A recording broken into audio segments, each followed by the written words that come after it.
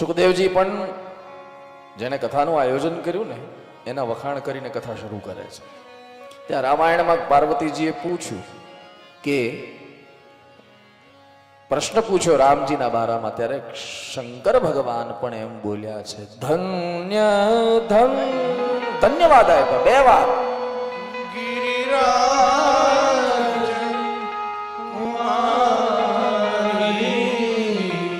તુમ સમાન નહીં કો. શું કામ?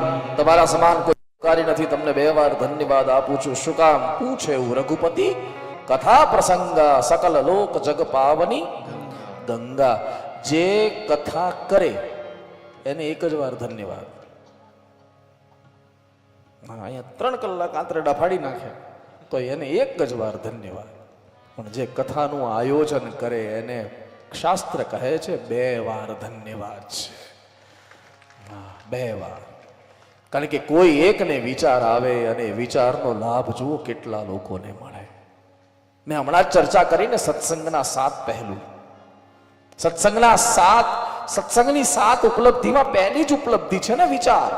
એક વિચાર આવે કોઈને એટલે કેટલા લોકોને લાભ મળે. એટલા માટે કથા કરે એને 1 વાર ધન્યવાદ.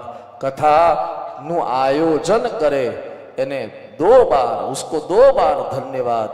પણ ગૌસ્વામીજી આનાથી આગળ લઈ ગયા કે કથા સાંભળીને પછી એવી રીતે જીવન જીવે એને 3 વાર ધન્યવાદ.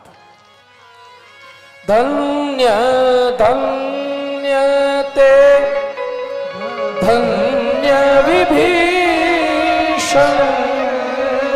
ધન્ય કુંભકર્ણ કહે છે વિભીષણ.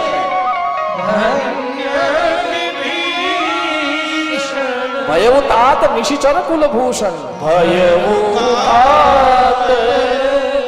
નિશિચર કુલભૂષણ.